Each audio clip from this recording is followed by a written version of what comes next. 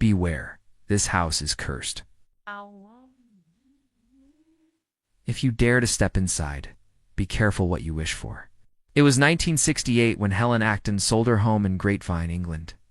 She moved into her retirement home and left the house empty until she could figure out her next move. That's when local Dr. John Salas and his wife Margaret spotted the for sale sign out front. They immediately fell in love with the stunning property and its sprawling gardens, so they offered Helen £10,000 for it. But Helen refused. Helen never took the couple up on their offer. But then something very strange happened. She had a vision. In her dream, she saw a woman dressed in white standing in the garden. The woman begged Helen not to sell the house to the Solly sisters. She told them that if they did, the house would take everything from them, just like it did for her. And when they looked into the woman's face, Helen was shocked. It was her own face. Then she woke up screaming. She tried to brush off the dream, but then it happened again. And then again, and then again, every night.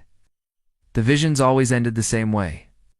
The woman in white would appear and beg the Salases not to buy the home, so finally Helen relented and agreed to sell the house to them for £10,000. But the couple didn't know that the house had a dark secret. As soon as they moved in, things started going wrong. There were arguments, fighting, and screaming.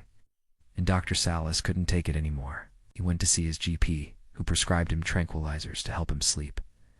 At first, the pills helped. But one night he had a horrifying dream. He was standing in the garden, and the woman in white appeared and disappeared in front of him. Then he woke up and his wife was nowhere to be seen. Found her in the garden, drenched in water. She had been crying and screaming all night. When he asked her what had happened, she said she had a terrible dream about a woman in white, the same dream that he had. Things went downhill from there. Soon after, Margaret became pregnant, but unfortunately she suffered a miscarriage. Once again, she had dreamed of the woman in white. This time the woman appeared in her dream and reached out to her. Margaret felt an icy cold touch on her stomach, and then she miscarried. The couple decided to leave the home and return it to Helen. But when they got back to the house, they couldn't get in. The front door was locked and no one was home.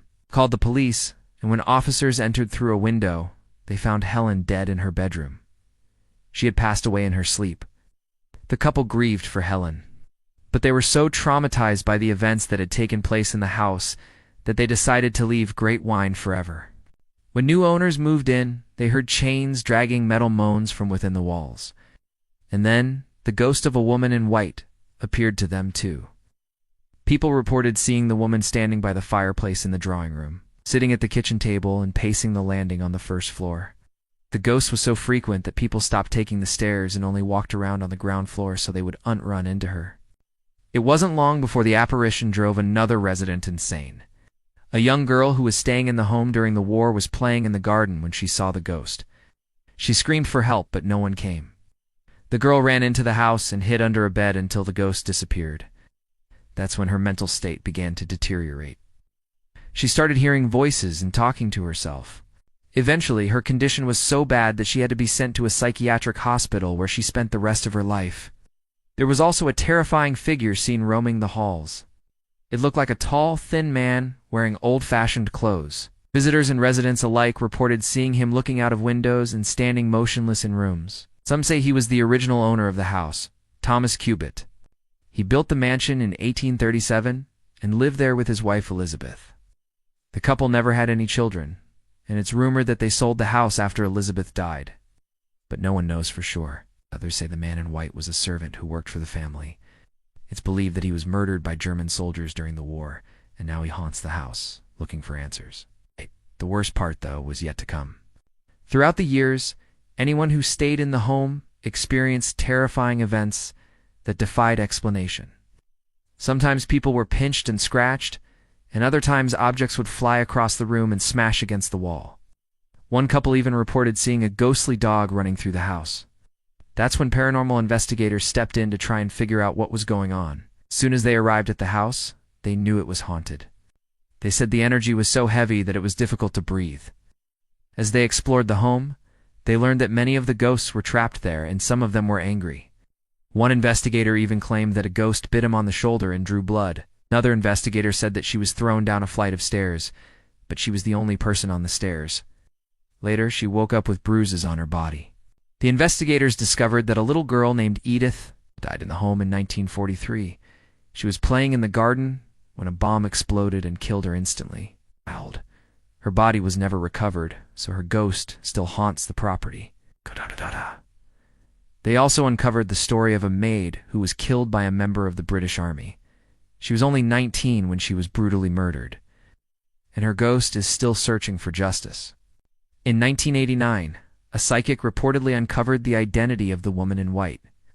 She said the woman's name was Mary, and that she died in the home in 1918.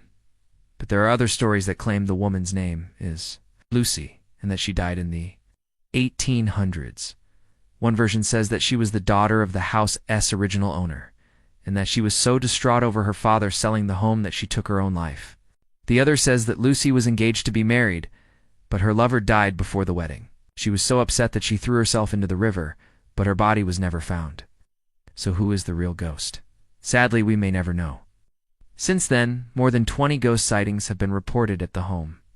Most recently, a couple was exploring the attic when they saw the ghost of a little girl staring at them. They tried to speak to her, but she turned around and disappeared. Many believe the home is cursed. The tragic events that have taken place here have left behind a dark energy that can't be cleansed. Even though the home has changed hands several times throughout the years, the ghosts remain. For those who dare to enter, be careful what you wish for. You might not be able to handle the truth. Now it's time for you to make your voice heard. Comment below and let me know which scary story you want to hear next.